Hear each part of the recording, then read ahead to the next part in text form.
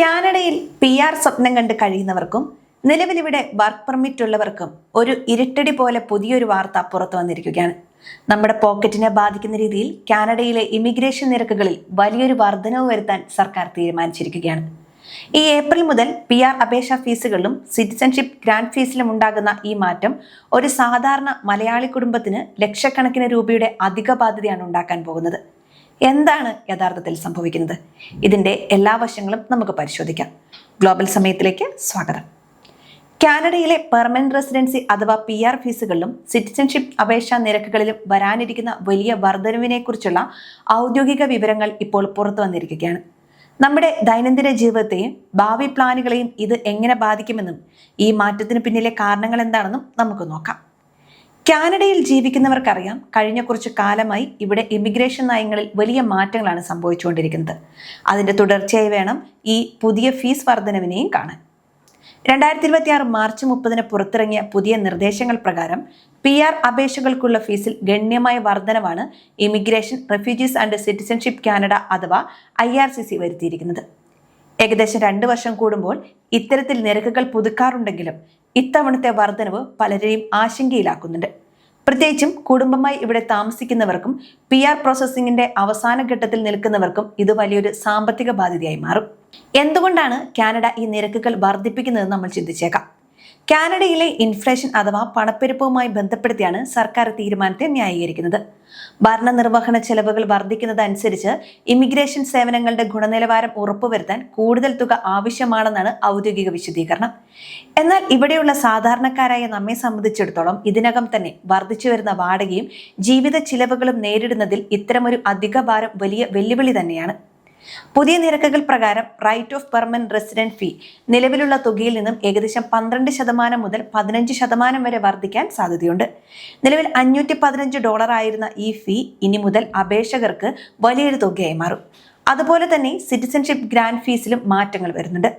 കാനഡയിലെ പൗരത്വം നേടുക എന്നത് ഏതൊരു മലയാളി പ്രവാസിയുടെയും സ്വപ്നമാണ്. എന്നാൽ അപേക്ഷാ ഫീസ് വർദ്ധിക്കുന്നത് താഴ്ന്ന വരുമാനക്കാരായ അപേക്ഷകരെ പിന്നോട്ട് വലിക്കാൻ സാധ്യതയുണ്ട്.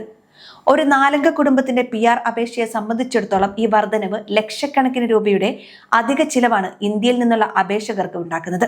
ഇവിടെ ശ്രദ്ധിക്കേണ്ട മറ്റൊരു കാര്യം, എക്സ്പ്രസ് എൻട്രി വഴിയോ പ്രൊവിൻഷ്യൽ നോമിനി പ്രോഗ്രാം വഴിയോ അപേക്ഷിക്കുന്നവർക്ക് ഈ ഫീ വർധന ഒരുപോലെ ബാധകമാണെന്നതാണ്. നമ്മുടെ സുഹൃത്തുക്കൾ പലരും PR പ്രോസസ് എളുപ്പമാക്കാൻ വേണ്ടി വിവിധ കൺസൾട്ടൻസികളെയും മറ്റും ആശ്രയിക്കാറുണ്ട്. അവരും അവരുടെ സർവീസ് ചാർജുകളും ഇതോടൊപ്പം ഉയർത്താൻ സാധ്യതയുണ്ട്. അതുകൊണ്ട് തന്നെ സാമ്പത്തികമായ ഒരു പ്ലാനിംഗ് ഇപ്പോൾ മുതൽ ആരംഭിക്കുന്നത് ഉചിതമായിരിക്കും. പഴയ നിരക്കുകളിൽ അപേക്ഷിക്കാൻ ആഗ്രഹിക്കുന്നവർ എത്രയും വേഗം പ്രോസസ്സിംഗ് പൂർത്തിയാക്കാൻ ശ്രമിക്കണം.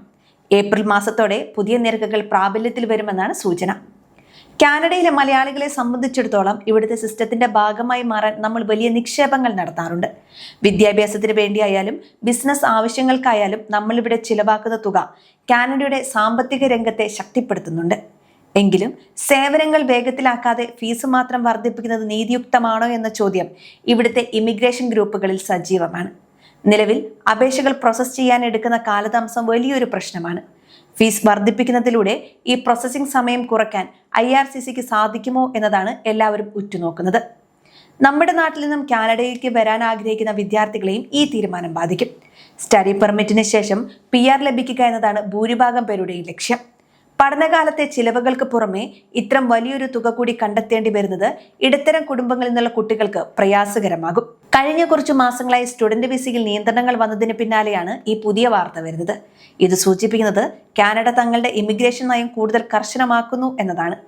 ഗുണനിലവാരമുള്ള അപേക്ഷകരെ മാത്രം ആകർഷിക്കുക എന്നതും അമിതമായ കുടിയേറ്റം നിയന്ത്രിക്കുക എന്നതും സർക്കാരിന്റെ രഹസ്യ അജണ്ടയാണോ എന്ന് സംശയിക്കേണ്ടിയിരിക്കുന്നു. എങ്കിലും കാനഡ നൽകുന്ന അവസരങ്ങളും ഇവിടുത്തെ ജീവിത സാഹചര്യങ്ങളും വെച്ച് നോക്കുമ്പോൾ ഈ പ്രതിസന്ധികളെയും മലയാളി സമൂഹം അതിജീവിക്കുമെന്ന് തന്നെയാണ് വിശ്വാസം.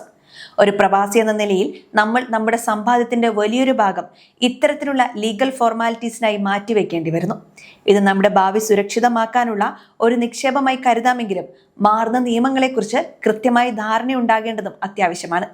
അതുകൊണ്ട് ഈ വീഡിയോ കണ്ടുകൊണ്ടിരിക്കുന്ന കാനഡയിലെ മലയാളികൾ ശ്രദ്ധിക്കുക. നിങ്ങൾ PR അല്ലെങ്കിൽ സിറ്റിസൺഷിപ്പ് അപേക്ഷകൾ നൽകാൻ തയ്യാറാകുന്നവരാണെങ്കിൽ ദയവായി ഔദ്യോഗിക വെബ്സൈറ്റിലെ പുതിയ നിരക്കുകൾ പരിശോധിക്കുക.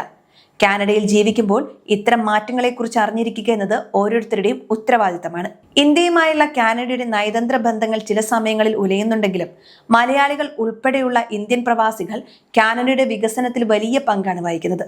അതുകൊണ്ട് തന്നെ നമ്മുടെ താല്പര്യങ്ങൾ സംരക്ഷിക്കപ്പെടുന്ന തരത്തിലുള്ള നയങ്ങൾ വരണമെന്നാണ് നമ്മളും ആഗ്രഹിക്കുന്നത്.